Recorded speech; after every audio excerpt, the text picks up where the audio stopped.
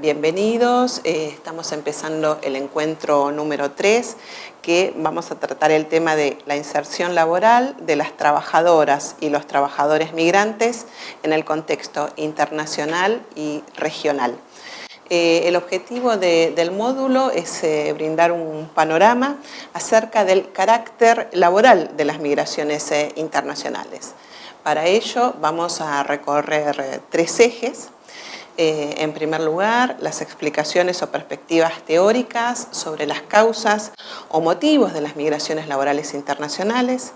En segundo lugar, las características de las migraciones laborales, en particular un abordaje descriptivo sobre este tema, mirando las diversas modalidades y formas que pueden asumir los trabajadores migrantes en la sociedad de recepción. Para ilustrar, vamos a ver algunos números, algunas estadísticas regionales acerca de los conceptos presentados y principalmente los patrones migratorios que se dan en América del Sur. Y para ver el caso de las migraciones laborales, también vamos a tener presente cómo son estas migraciones en la Argentina en la actualidad. Al final hacemos algunas reflexiones acerca de los desafíos que se plantean para la sociedad de recepción, la llegada de inmigrantes internacionales y de trabajadores migrantes, que principalmente la problemática de la irregularidad migratoria es un tema que debe ser tenido en cuenta, y también los prejuicios que hay acerca de la presencia de trabajadores migrantes. Bueno, después de esta presentación general, entonces empezamos con cuáles son las explicaciones teóricas, donde generalmente lo que se cita son 3 perspectivas principales: la teoría neoclásica, la teoría del mercado de trabajo dual y el enfoque articulacionista. Respecto, digamos, a la teoría neoclásica, una de las primeras cosas que nos trae, digamos, es ver a las migraciones internacionales como causadas o motivadas por las diferencias salariales que hay entre los países de origen y de destino. Según esta teoría, los países tienen diferentes dotaciones de los factores productivos. Hay países con más capital y con menos manos de obra, y por tanto el precio, digamos, del trabajo, que es el salario, tiende a ser bastante más alto. Y otros países en los cuales, digamos, hay menos capital y redunda la mano de obra, y por tanto los salarios son menores. Las migraciones internacionales se producen entonces entre los países donde hay menos salarios hacia donde hay mayor salario. Y, digamos, como una categoría, digamos, que trata de aplicar estas explicaciones, están la perspectiva push-pull, o sea, de ver qué factores de atracción en el país de destino, que serían los salarios altos, y estos factores que empujan a las migraciones, como los salarios menores en el país de origen. Sin embargo, también el corolario de esta explicación sería que llega un momento en que tiende a equilibrarse. Si hay muchos inmigrantes que pasan a las sociedades donde hay salarios altos, después se va a dar, digamos, como una mayor cantidad de mano de obra y los salarios van a tender a descender. Y en el país que tenía menos salarios, al haber menos trabajadores, los salarios van a tender a cierto equilibrio y las migraciones internacionales tenderían a moderarse o a disminuir. Es claro que las diferencias salariales es un motivo que puede llegar a impulsar o empezar un circuito migratorio, pero bueno, es solo una de las variables a considerar. Juegan otros factores que tenemos a tener en cuenta, y, digamos, en nuestro mundo actual, también con la cantidad de barreras que existen hacia la movilidad laboral, no se ha dado el ejemplo en el que tiendan a equilibrarse la cantidad de trabajadores entre los distintos países justamente por dichas barreras. La otra teoría que también van a encontrar en el material, que acerca unas explicaciones interesantes acerca de las migraciones internacionales, es la teoría del mercado de trabajo dual. Esta teoría centra su explicación en cuáles son las necesidades de la economía del país de recepción, que produce, digamos, una cantidad de demanda de mano de obra laboral que no necesariamente es cubierta por la mano de obra nativa. Y por tanto se produce, digamos, una demanda insatisfecha que tiende a ser cubierta por los trabajadores migrantes. En general se demanda mano de obra migrante para algunos trabajos que se producen en el mercado de trabajo secundario, por eso la teoría del mercado de trabajo dual, en la que considera que hay un mercado primario, con puestos de trabajo que están bien pagos, con proyecciones de carrera, con estabilidad, con movilidad, y un mercado de trabajo secundario donde, al revés, digamos, los trabajos tienden a ser con menor paga, con un prestigio bastante menor, digamos, dentro de la escala ocupacional y con dificultades para pasar de un segmento a otro. Es este mercado de trabajo secundario el que generalmente genera demanda hacia los trabajadores migrantes, ya que los nacionales, por posibilidades de insertarse en otros nichos, tienden, digamos, a no ocuparlos. Ni las mujeres, ni los jóvenes, digamos, de las sociedades desarrolladas, que es donde se dan, y también en algunos países en desarrollo, estos mercados segmentados, tienden a ocupar esos puestos y se abre entonces la posibilidad para los trabajadores migrantes. Por distintas razones, digamos, se produce esto, entonces la mano de obra migrante tiene un papel que es complementario hacia los nacionales. Y el tercer enfoque es el enfoque articulacionista, que lo que nos viene a traer es una mirada acerca de cuáles son, digamos, los vínculos que se dan entre los países de origen y los países de destino. En el cual, digamos, las migraciones internacionales son procesos de creación de vínculos de espacios geopolíticos y socioculturales diferentes.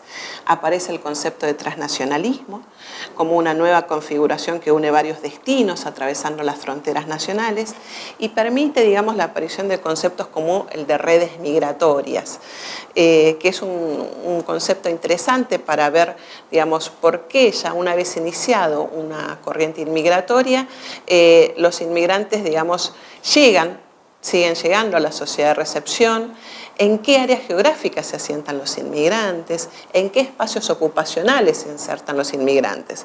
Entonces, este enfoque articulacionista permite comprender la acción del aspecto social de las redes migratorias y nos ayudan a comprender algunos de estos procesos.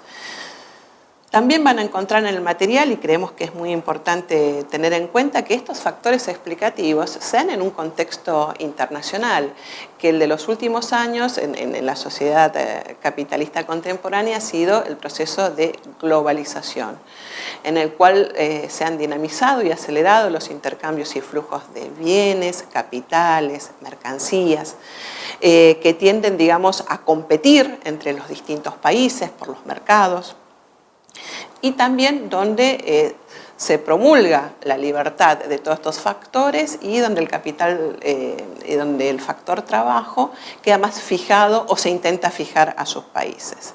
Sin embargo, digamos, este proceso de globalización encuentra a los países en distintas posiciones y en distintas situaciones. Aquellos que puedan competir en tecnología, en desarrollo económico, digamos, pueden aprovechar estas oportunidades de la globalización.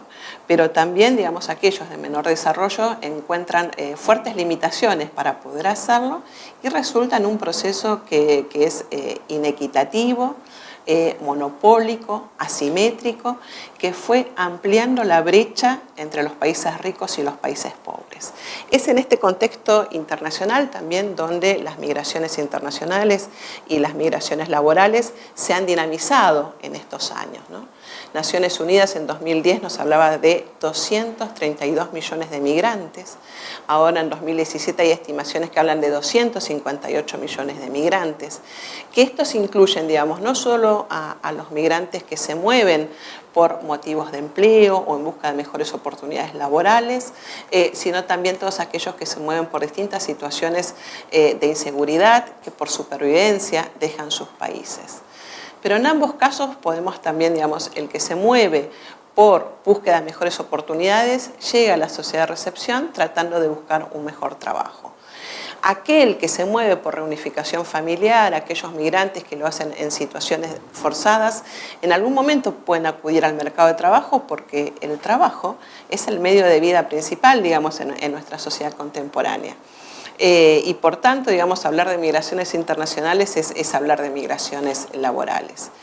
Y en este aspecto tenemos que tratar también de observar de una manera matizada cuál es el papel que cumplen los trabajadores migrantes en la sociedad de recepción. Mármora nos acerca una tipología muy interesante como para tratar de diferenciar cuáles son estas diferentes formas y encuentra que hay 7 formas en que los trabajadores migrantes pueden sumarse al mercado de trabajo local. Esa forma de inserción puede ser supletoria, puede ser complementaria, puede ser adicional, puede ser competitiva, puede ser independiente o puede ser marginal. Las definiciones las van a encontrar en el material de estudio que tienen para el curso, porque generalmente la imagen más diseminada es esta, ¿no? En la que los trabajadores migrantes llegan al país de destino y desplazan a los trabajadores locales, o les quitan el trabajo, o disminuyen las condiciones laborales, o distintos aspectos relacionados, digamos, a estas formas de inserción. Pero encontramos, digamos, investigaciones que muestran que las formas pueden ser diferentes. Y es muy importante a la hora de la formulación de políticas tener en cuenta estas diferencias y matices. Así que, bueno, respecto a las formas de inserción se pueden dar de estas distintas maneras.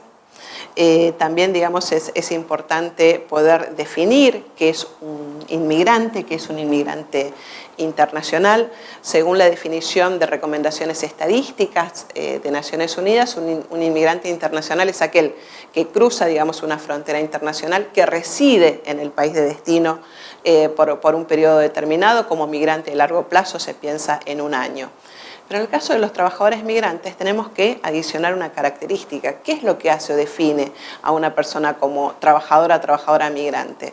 Que en el lugar de destino también pueda desarrollar algunas actividades que permitan su reproducción material de vida.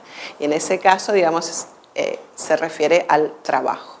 Así que además del traslado de un espacio internacional hacia otro, es importante tener en cuenta el desarrollo de la actividad laboral. En cuanto a la región, podemos decir que en América Latina hay principalmente 3 patrones migratorios internacionales, un patrón que es extrarregional, es decir, los emigrantes sudamericanos que se dirigen, por ejemplo, hacia Estados Unidos, hacia Europa, hacia Australia, un patrón que es antigua inmigración de ultramar que se encuentra en nuestros países y también un patrón intrarregional, que es el que se ha dinamizado en los últimos años. Esto es el intercambio de inmigrantes entre nuestros países, o sea, inmigración boliviana en Argentina, inmigración peruana en Chile, inmigración, digamos, venezolana y colombiana también, por ejemplo, en Argentina, que es en estos años lo que ha tendido, digamos, a aumentar en un porcentaje que no resulta, digamos, de gran peso en la sociedad, pero que sí se hace más visible. En el caso de la Argentina, digamos, los extranjeros representan el 4% de la población total. Hay una gran concentración en lo que es el área metropolitana urbana y tienen bastante presencia en algunas actividades económicas en particular. En las áreas urbanas el trabajo inmigrante se concentra principalmente en las ramas de la construcción, del comercio, el servicio doméstico, la industria textil. Según los datos estadísticos tienen una alta participación laboral, tienen altas tasas de actividad, muy baja desocupación y el papel que cumplen es de tipo complementario a la mano de obra nacional. No se han encontrado, digamos, investigaciones ni datos empíricos, digamos, que muestren algún tipo de inserción de tipo competitiva o que desplaza la mano de obra nacional. Sí, digamos, una manera particular que tienen de insertarse es en segmentos del mercado de trabajo con mayor informalidad. Los trabajadores migrantes tienen tasas de empleo no registrado bastante superiores a la de los nacionales. Así que es una condición, digamos, que necesita mejorarse desde la perspectiva, digamos, también de que puedan tener ingreso a otro tipo de nichos laborales. Y respecto a los desafíos, digamos, que implica la participación de trabajadores migrantes en la sociedad de recepción, una de las principales problemáticas que aparece es la irregularidad migratoria. Tengamos presente que los inmigrantes en situación irregular no pueden tener acceso a un empleo formal y tienen dificultades para la integración social. Y la otra problemática es la de los prejuicios.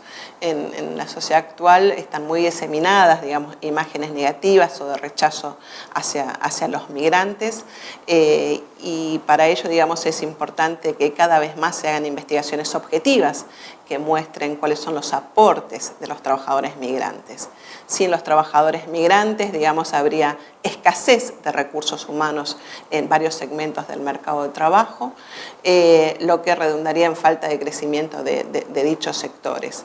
Sin las trabajadoras en casas particulares, muchas mujeres nativas tendrían más dificultades para sumarse al mercado de trabajo remunerado. Sin trabajadores migrantes habría mucha escasez en construcción y también en otros rubros donde nos vienen a traer su fuerza, su empuje y sus aspiraciones a generar una sociedad más rica y más inclusiva para todos nosotros. Así que es una asignatura recuperar también el aporte de los trabajadores y de los trabajadores migrantes en particular. Así que bueno, los invito a la lectura del material y de la bibliografía para poder comprender mejor estos temas tan interesantes. Muchas gracias.